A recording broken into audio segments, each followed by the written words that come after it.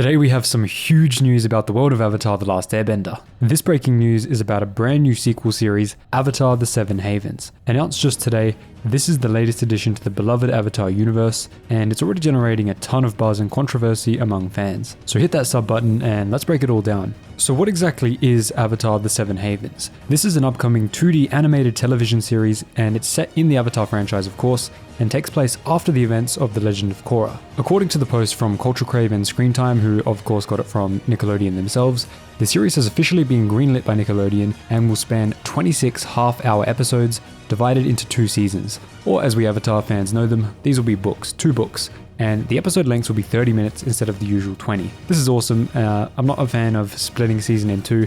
I think that's one of the bad things to come from anime, which is anime's been great, but that's one of the bad things. But even more excitingly is that the original creators Michael Dante DiMartino and Brian Konietzko are returning to lead the project. That's a huge win for the fans, especially after their earlier departure from Netflix's live-action adaptation due to creative differences. And we see how that turned out. That show really wasn't the best it could have been, and I think it's because that the original creators weren't there. Although, those of you who don't like Korra might disagree with that one. But their return does give us hope that the Seven Havens will capture the same depth and heart that made the original series and Korra so good. I mean, apart from season 2 of Korra, but hey. Now let's get into the interesting part, the story. This is where things get really interesting and possibly controversial. The series is set in a world shattered by a devastating cataclysm. A young earthbender discovers that she's the new Avatar after Korra, but in this dangerous era, that title marks her as humanity's destroyer, not its savior. Hunted by both human and spirit enemies, she and her long-lost twin must uncover their mysterious origins and save the Seven Havens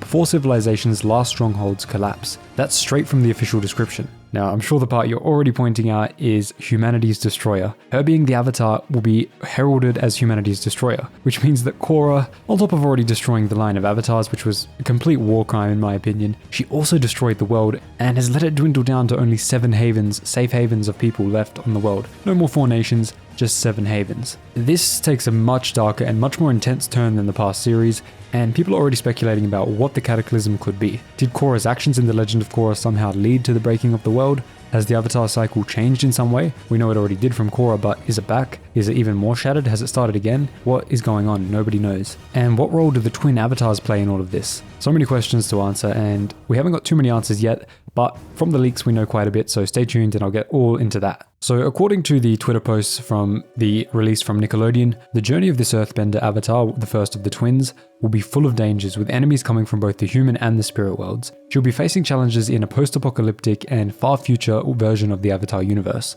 and that's a pretty bold new direction for the franchise. This raises an important question though, what does the Avatar's role even mean in a world that sees her as a threat rather than a protector? Fans also wondering if Korra was the last known Avatar, how does this new earthbender fit in? Could the Avatar cycle have been permanently altered? But with that said, now let's get into the leaks. So recent leaks and unauthorized disclosures have stirred intense anticipation around this next Avatar series. And the most shocking part is that it will feature 2 avatars instead of 1, twin sisters named Pave and Nisha. One will be the embodiment of light and the other will be the embodiment of darkness. Now this information came through posts on social media and fan forums by anonymous insiders sharing character designs, animatic details and plot outlines, and some of this leaked material was quickly removed by Paramount, raising speculation that it probably is legit. And at one point, a fan's video discussing these details, the Avatarist, a good friend of the channel, was briefly taken down by Paramount, who claimed copyright infringement. Though the video later returned, the incident hinted at the heightened studio sensitivity around these leaks. Now, another big puzzle coming from these leaks was the concerns about the fate of Avatar Korra herself. Nobody seems to know. There seems to be scattered reports everywhere,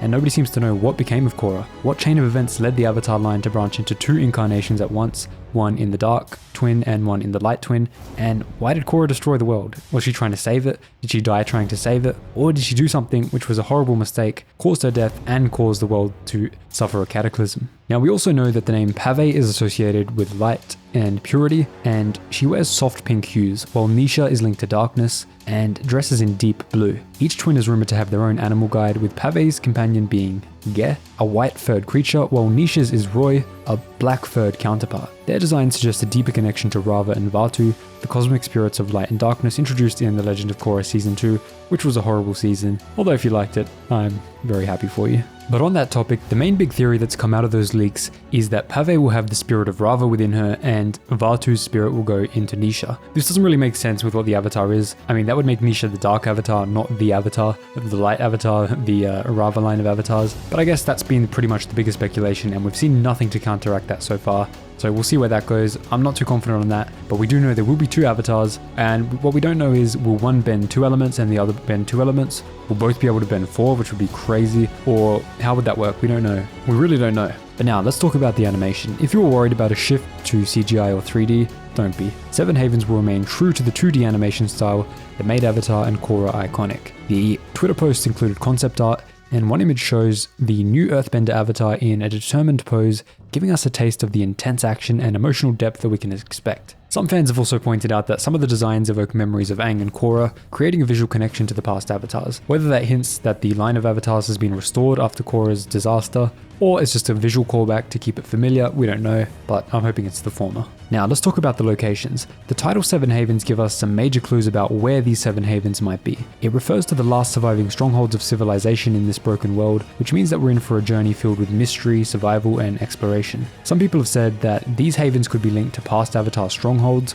or even remnants of the spirit world on the mortal world, on the human world. And a big speculation has also been that this cataclysm has something to do with the Red Lotus, Unalaq's spirit portals, and an entirely new antagonist all combined into one, just to bring Korra into one cohesive story plotline, all the seasons coming together towards one, and maybe that's what caused the cataclysm. Maybe Korra's opening of the spirit portals combined with the Red Lotus's activities put things so far out of balance that a cataclysm struck the world of Avatar. And that's pretty much all we know. Most of the details come from this press release that's just come out now, and pretty much all leaks. We've seen some animatronic storyboards. I obviously can't show those are heavily copyrighted. If I showed those, the channel would be gone instantly. But we need to talk about the fan reaction to this. It's been pretty positive, but there's been a tinge of worry because of how Korra went. And of course, Korra destroying the world has made people extremely unhappy with the character, and they already hated her. And the idea of having 2 avatars split with the split essence has also been a huge controversy on Twitter, on the forums, on Reddit, on the official reaction to the post. A lot of people are very mixed on this, and because of all the leaks, people are saying, if those leaks were legit, I'm not going to watch the 3rd season, which I think we should still give it a try. If it's bad, it's bad, but I think the creators really can cook up something good here. I think they can do something really different and really special, and I just hope it ties back more to Avatar The Last Airbender in terms of story and character rather than Korra. Although I really enjoyed Korra season 1, season 2 was horrific, season 3 was really, really interesting in terms of the themes. It had some character issues. Season 4 was pretty similar as well, but I think there's so much potential here. 2 avatars, the Earth avatar, and the idea of having twin avatars with the essence split has been an idea from fanfiction for so many years, pretty much since the first Avatar even came out, even before Korra. This has been an idea floating around on Avatar forums, Avatar discussions. It's been a thing that a lot of people have wanted to see. So if it's executed well, this will be fantastic, and changing the Avatar universe with a new story, kind of like what the prequels did to Star Wars. A lot of people didn't like the prequels, but it was a new, fresh story. Will it be the same for this? Let's find out. So to keep up with all the news and updates, please subscribe, and I'll see you as soon as we get more info about this. This is going to be huge. Thanks so much for watching, guys, and I'll see you in the next one.